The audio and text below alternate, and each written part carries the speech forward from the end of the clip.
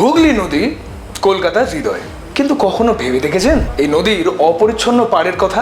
যেন শহর থেকে আলাদাই এক দুনিয়া। কিন্তু এবার গল্পে আসতে চলেছে এক নতুন মোড়, পাল্টে যেতে চলেছে ভবিষ্যৎ।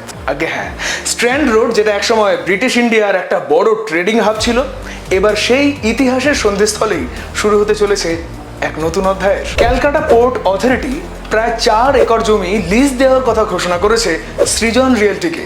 বাজেট প্রায় 350 কোটি টাকা।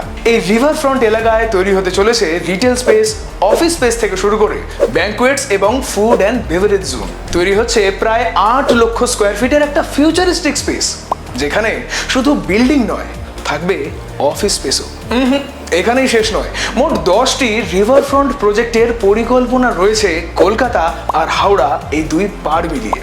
যদি অথরিটি, প্ল্যানার্স, স্টেট সবাই মিলে একসাথে যৌথভাবে কাজ করে, তবে কলকাতা ফেরত পাবে তার হারিয়ে যাওয়া আইডেন্টিটি।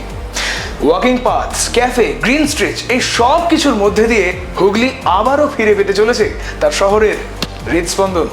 এই ভিডিওটি কেমন লাগলো কমেন্ট করে জানাতে ভুলবেন না। ভালো লাগলে লাইক করবেন, শেয়ার করবেন এবং সাবস্ক্রাইব করবেন অকটেজ মিডিয়াকে এমন ভিডিওস দেখার জন্য।